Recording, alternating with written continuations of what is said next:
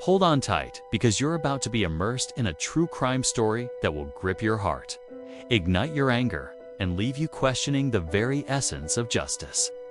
On October 11, 2014, on the neon-lit streets of Olongapo, Philippines, Jennifer Laude, a vibrant trans woman dreaming of love and a future, met a fate so cruel that it sent shockwaves across the world. Found lifeless in a hotel bathroom, her head submerged in the toilet, her body battered and bruised, Jennifer's murder wasn't just a crime. It was a shocking expose of prejudice, privilege, and a system that purports to protect the powerful. Who was behind this heinous act? Why did justice seem so elusive? And what does this case reveal about trans rights and the fight for international accountability? It's a story of love, betrayal, and one family's relentless search for the truth that will stay with you long after the screen has turned off. Before we dive into this heartbreaking story, I need your support to continue uncovering stories like Jennifer's. Did you know that 80% of viewers watch without subscribing? Hit the like button, subscribe, and turn on notifications. It's free and supports our mission to shed light on cases like this. Join our true crime community now, and let's solve the chilling mystery of Jennifer Laude's murder together. Our story begins with Jennifer Laude, born Jeffrey Laude on November 4, 1987, in the bustling coastal city of Olongapo, Philippines. To her family and friends, Jennifer was a beacon of kindness, generosity, and unapologetic authenticity, embracing her identity as a trans woman in a society where acceptance was often a struggle. She carried herself with courage and grace. Little is documented about her early years, but as she grew, Jennifer forged a life filled with love and ambition. She found her soulmate in Mark, a German man who became her fiancé. Their bond a testament to love's power to transcend borders. Visa issues kept them apart, with Mark living in Germany, but their long-distance relationship thrived on devotion. They cherished every moment together during Mark's visits to the Philippines, dreaming of a wedding planned for 2015. Jennifer's infectious spirit also shone through her friendships, particularly with her best friend, Barbie, who was her confidant and partner in crime in life's adventures. Olongapo, a city vibrant with nightlife near the U.S. Naval Base, was a hub for locals and visiting military personnel.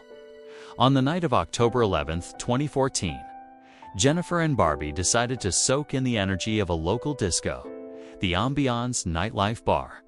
The club pulsed with music, its neon lights casting a glow over a crowd of dancers and revelers.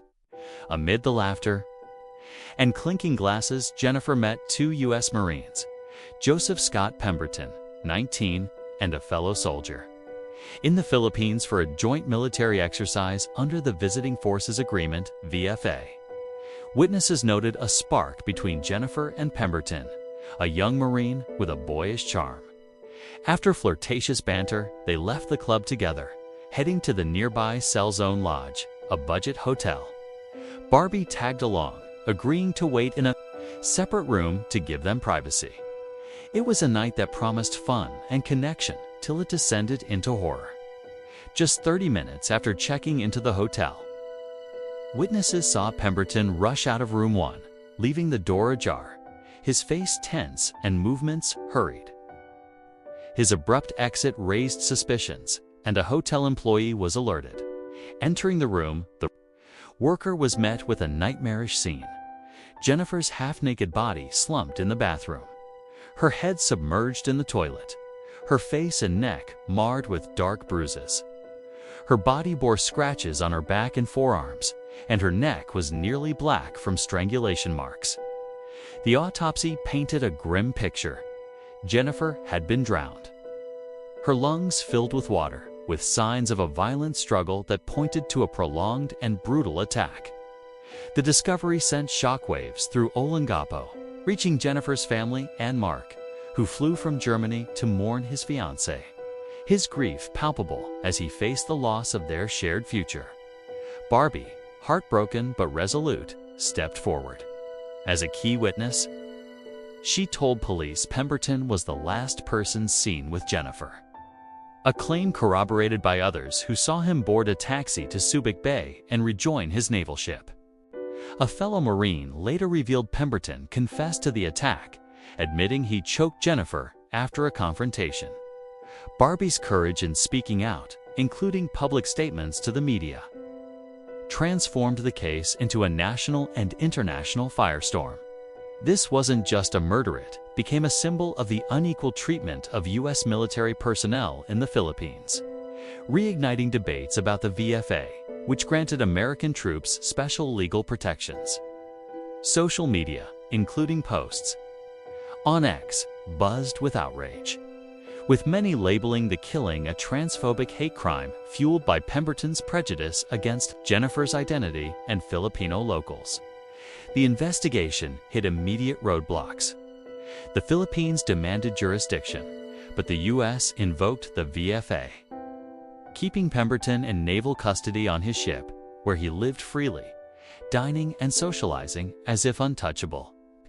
On October 21, 2014, he skipped a preliminary hearing, submitting only a sworn statement through his lawyer, claiming self-defense after a fight. The audacity of his absence stunned Jennifer's family, who gathered outside a Philippine military base on October 22nd.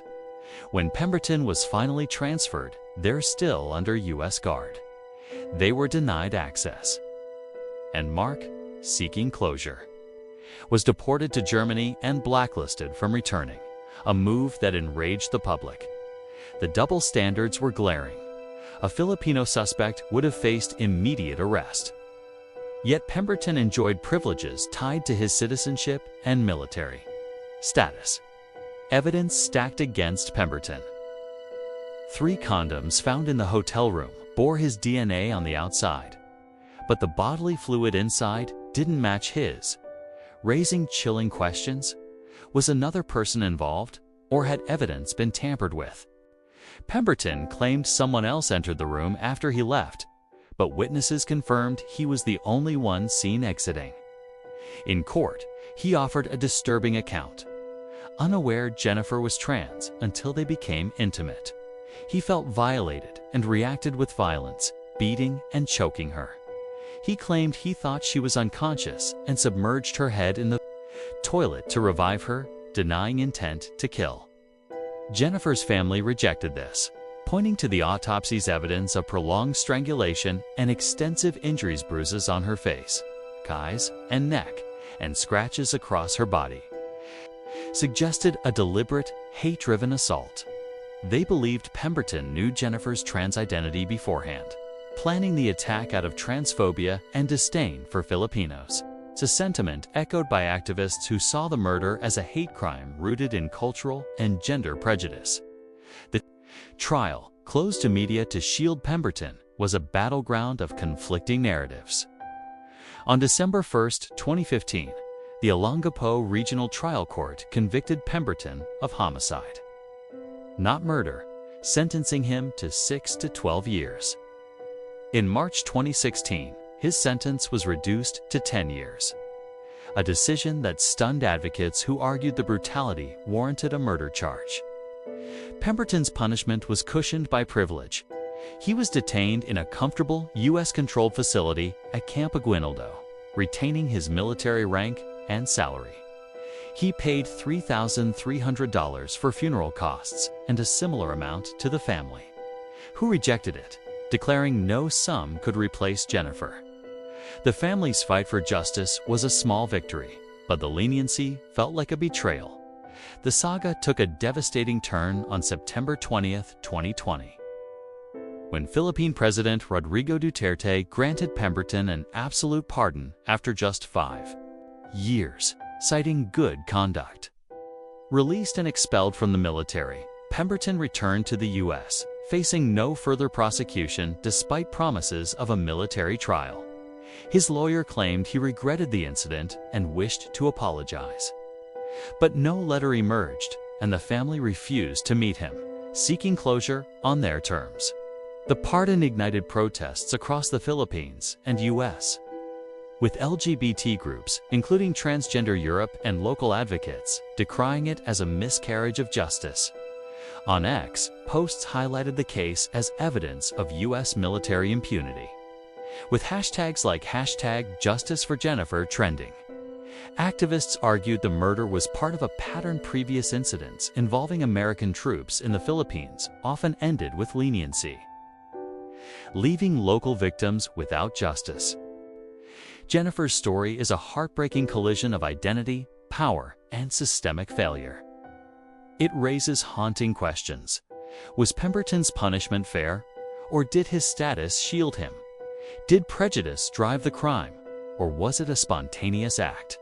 What does this case reveal about trans rights and the cost of international alliances?